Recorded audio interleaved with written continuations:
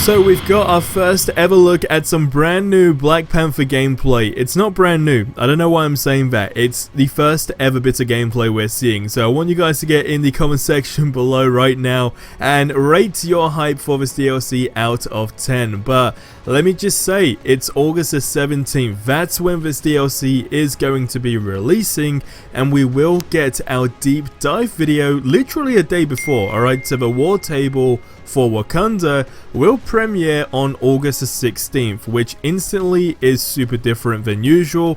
Typically we have it like a good couple of days before, right? So this is literally the day before. It's going to be very, very interesting because on top of that, we got to see some brand new skins that are going to be coming with this DLC for the man himself, T'Challa. So it's going to be really, really interesting to see how this goes down. Now, we got so much news to cover, so let's dive into it. Starting off with the fact that the game is now free to play on PlayStation, which is the all access weekend beginning now until August the 1st, where you get 8 unique heroes, 3 unforgettable campaigns, an action-packed multiplayer with, as you will see, a 4x bonus XP and a whole bunch more, right? It's the all access weekend, so now's a great time to convince your buddies to go ahead and play with you if they have been second doubting of this game. It's free. You cannot really complain at this stage. Now, going into what actually happened yesterday, this is another bit of really, really big news because it finally happened.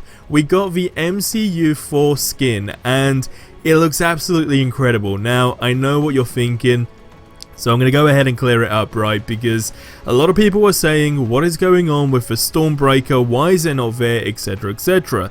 Now, here's the thing. So, apparently, it was more of a scenario where it needed bespoke animations, and doing so, in general, just caused absolute chaos for the game, in the sense of it was completely unstable. So, I guess where their priorities are now, it just probably wouldn't have made sense to do it. Now, I don't know if there was a way around it. Like, I'm just thinking if it was an artifact, it could have potentially have made a bit more sense, and it would have been like an easier way to kind of just slip through and just basically get it into the game. But I don't know, I've never made a game, I never probably will, and I definitely have not worked on this game. So if you know more than I do, let me know in the comment section below.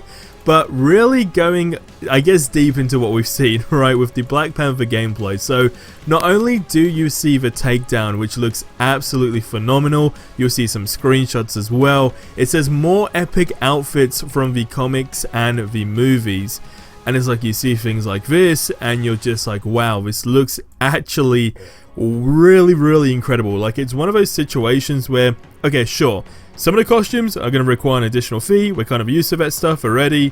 I know a lot of people are kind of making memes about it right now. Here come like the 15 or 20 buck reskins, right, or the recolor, should I say. And look, I don't really know what's going to be going down with that. What I do know though is that it actually does look very, very good. I can honestly say, from like the little snippet we've seen right now, which is only a little bit by the way, right, it really, really looks like it's going to live up to the hype. Now, am I speaking too soon? I don't know, because the combat in this game in general has always pretty much lived up to the standard of being above average, and in that sense you kind of just have a lot of faith when you see things such as the takedown, of course. Now, we did see the expansion art, and again, you'll probably be seeing this stuff throughout the video anyway. Now, what is said is that Black Panther will have the most dangerous man outfit, and they are working on an in-game event to concede with the release of the War for Wakanda expansion.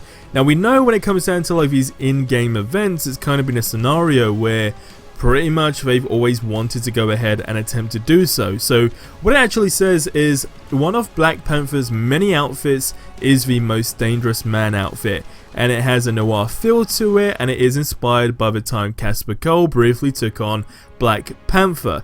Now, we'll provide a better look at this outfit on social media, and then it says about working on an in-game event to concede with the War for Wakanda expansion that will add to the overall world building and provide some great rewards in the process. Now, talking about that stuff, what we did see is that we're going to get some exclusive looks, right, on the outfits and so forth leading up to, of course, the war table, which is August the 16th. But what it says is they also have some special things planned to go along with the war table. So what it does say specifically, word by word, is the Marvel's Avengers War Table for Wakanda will go live on August the 16th, one day before the expansion launches. Keep an eye on our social channels leading up to the War Table for looks at gameplay, outfits and more. We have some special things planned to go along with the War Table, so stay tuned for more information. Now, what is this going to possibly be? I don't know. Is it going to be a new roadmap? Because technically, this is that final thing on the roadmap that we currently have. And with that taken into consideration, it's their biggest DLC drop probably for a long time until the Spider-Man one, which we know already is limited anyway due to the fact that it's exclusive. But really, if they go ahead and drop not just the Black Panther DLC, but literally a brand new roadmap for the upcoming months, so basically a 2022, I guess we can call it, roadmap. It would be like a late 2021/2022 roadmap, which would probably feature like some sort of screenshot of Spider-Man as well. I think that would just cause absolute chaos in a good way.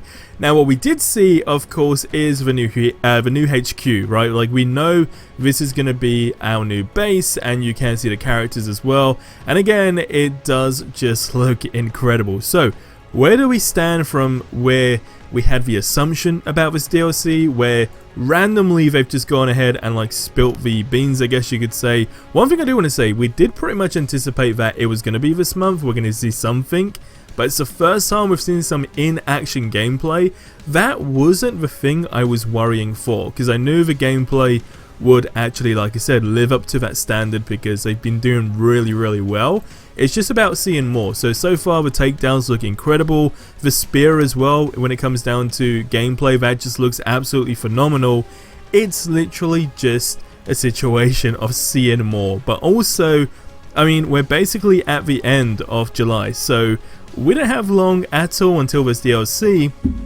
I'm more curious, if anything, to see how many people right now. It's actually quite smart because I kind of predicted this. They go ahead, drop some Black Panther stuff right now. The game goes live, right, of course, for a free to play. It's going to get a lot of people talking. There's going to be so many players hopefully flooding in, and if there's not, that's probably going to be worrying because it's a free to play.